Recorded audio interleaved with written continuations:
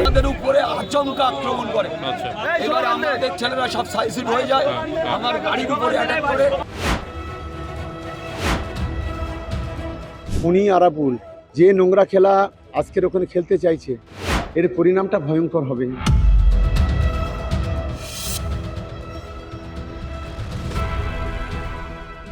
ভোটের আগে ফের উত্তপ্ত দক্ষিণ 24 পরগনার ক্যানিং পূর্ব। রাজনৈতিক ময়দানে যখন প্রচারের তাপ ক্রমশ বাড়ছে, ঠিক সেই সময় রণক্ষেত্রের চেহারা নিল দেউলি এলাকা। নির্বাচনী প্রচারে যাওয়ার পথে আইএসএফ প্রার্থী আরাবুল ইসলামের গাড়িতে হামলার অভিযোগ ঘিরে তীব্র চাঞ্চল্য ছড়িয়েছে গোটা এলাকায়। মঙ্গলবার সকালে ক্যানিং পূর্ব বিধানসভা কেন্দ্রের দেউলি 1 গ্রাম পঞ্চায়েত এলাকায় প্রচারে যাচ্ছিলেন আরাবুল। অভিযোগ, সেই সময় আচমকায় একদল দুষ্কৃতী তার গাড়ির পথ আটকে হামলা চালায়।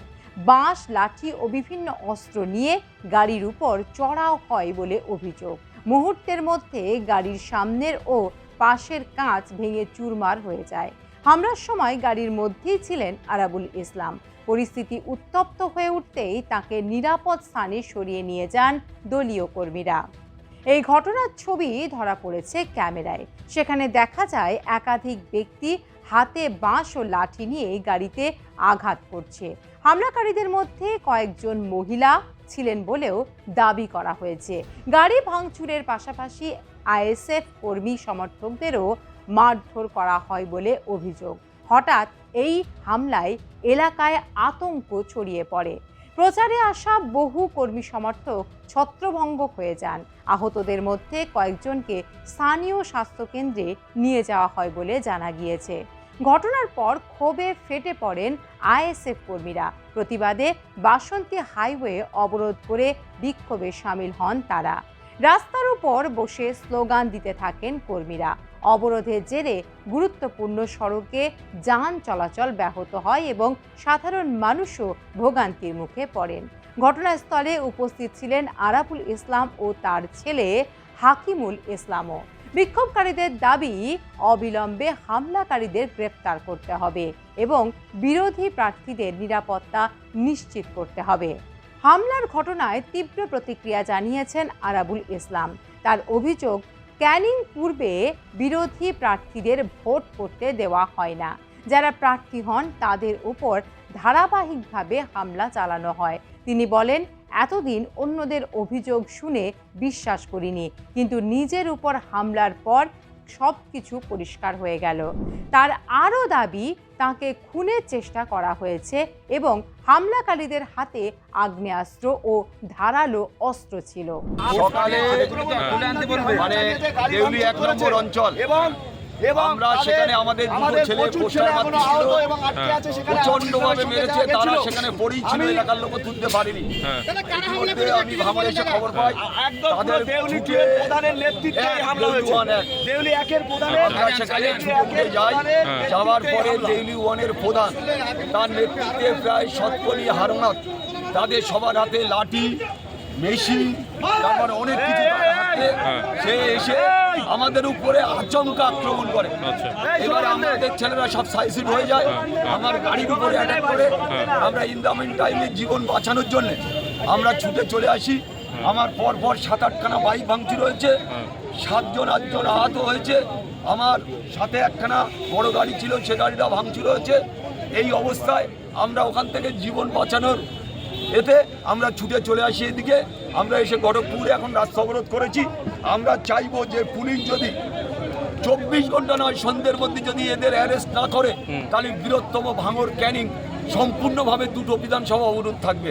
এটা আমি ইতিমধ্যে আমাদের দলকে জানিয়েছি, নওশাদ ভাইকে জানানো হয়েছে, আমরা সবাইকে জানিয়েছি। এই পরিস্থিতি যদি পুলিশ না ব্যবস্থা নেয়, তাহলে আমরা এই শুধু এখানে নয়, সরকার যেখানে প্রোগ্রাম করবে সেখানে হামলা হবে, সেখানে আমাদের লোকরা হামলা করবে। এটা আমি বাইক ক্যামেরায় বলছি। আমরা ছেড়ে দেওয়া ছেলে নয়।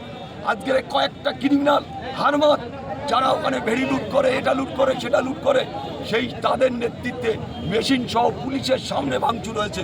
পুলিশ কোনোভাবে আমাদের প্রোটেকশন দিতে পারেনি। আজকে তাদের বাঁচাতে গিয়ে আমার উপরে অ্যাটাক, একটার পর একটা ছেলে অ্যাটাক হয়েছে, মার হয়েছে। এখন কিছু ছেলে আমরা নলমুড়ি পাঠিয়েছি, তাদের ভর্তি করা হয়েছে। আমরা চাইবো অবিলম্বে পুলিশ এদেরকে অ্যারেস্ট করুন। প্রকাশ্যে আমি যদি গাড়ি না সরতাম ওরা টেনে দিত, আমাকে গাড়িতে মেশিন ঠেকিয়ে বলছে ছেলেখানে ঢুকবি। এই প্রধান আর এরা দুজনে একদম বাই নেমে আমরা চিনতে পেরেছি। আর অন্য প্রচুর ছেলে ছিল, তাদের হাতে এরম লাঠি, কারুর হাতে ধারালা ছিল, অস্ত্র ছিল, কারুর হাতে বন্দুক ছিল। পুলিশ কোনোভাবে তাদের গার্ড করতে পারেনি, সেই কারণে আমাদের উপরে এসে অ্যাটাক করেছে। ভোটের এক সপ্তাহ বাকি, সেখানে সেই ক্যানিং পূর্বের সন্ত্রাস যা অভিযোগ উঠতো সেটাই কি আজকে সেইটা প্রমাণ হলো যে ওরা ওখানে সন্ত্রাস করে, ভোট করতে দেয় না, যারাই ক্যান্ডিডেট হয় তাদের উপরে আক্রমণ করে, নেতৃত্বের উপরে আক্রমণ করে। আজকে সেটা প্রমাণ হলো। আমি এতদিন বিশ্বাস করিনি, কিন্তু আজকে প্রমাণ হলো। আমার উপরে মেশিন গুলি দেখিয়ে আমাকে মেরে দেওয়ার চেষ্টা করেছে, আমার গাড়ি সম্পূর্ণ ভেঙে দেওয়া হয়েছে।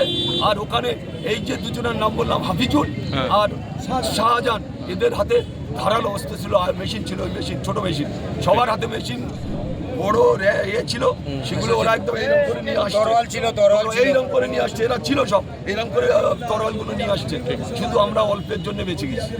অন্যদিকে এই বিষয়ে ক্যানিং পূর্বের বিদায়ী বিধায়ক তথা ভাঙড়ের তৃণমূল প্রার্থী শওকত মোল্লা এই ঘটনায় পাল্টা প্রতিক্রিয়া দিয়েছেন। তিনি বলেছেন উনি সমাজ বিরোধী, নোংরা খেলা খেলছেন র্যালি করার নাম করে। আমরা তীব্র নিন্দা জানাচ্ছি। উনি আরাবুল সমাজ বিরোধী, যে নোংরা খেলা আজকের ওখানে খেলতে চাইছে এর পরিণামটা ভয়ঙ্কর হবে। ভাঙড়ে ক্যানিংয়ের মানুষকে পর্যন্ত 3-4 লোককে মারধর করেছে র্যালির নাম করে। এটা অত্যন্ত নিন্দাজনক ঘটনা বলে আমরা মনে করি। আমরা তীব্র নিন্দা করছি। আরাবুল ইসলাম বলছেন সবকিছুই এই শওকত মোল্লা ভাঙড় থেকে অসভ্য বর্বর, একটা বর্বর সম্পর্কে কথা বলি না। এই ঘটনাকে কেন্দ্র করে রাজনৈতিক চর্চা তীব্র হয়েছে। ঘটনার খবর পেয়ে এলাকায় পৌঁছে যায় বিশাল পুলিশ বাহিনী। পরিস্থিতি নিয়ন্ত্রণে আনতে পুলিশ প্রশাসনের তরফে বিক্ষোভকারীদের সঙ্গে কথা বলা হয়। দীর্ঘক্ষণ আলোচনার পর অবরোধ তুলে নেওয়া হয় এবং ধীরে ধীরে স্বাভাবিক হয় যান চলাচল। তবে এলাকায় এখনো চাপা উত্তেজনা রয়েছে। পুলিশ সূত্রে জানা গিয়েছে পুরো ঘটনার তদন্ত শুরু হয়েছে। আশপাশের সিসিটিভি ফুটেজ খতিয়ে দেখা হচ্ছে। এই হামলার সঙ্গে কারা জড়িত তা খোঁজার চেষ্টা চলছে। নির্বাচনের মুখে ক্যানিং পূর্বে এই হামলার ঘটনায় ফের প্রশ্নের মুখে প্রশাসন। এখন দেখার বিষয় এই হামলার সঙ্গে যারা জড়িত তাদের উপযুক্ত শাস্তি মেলে কিনা।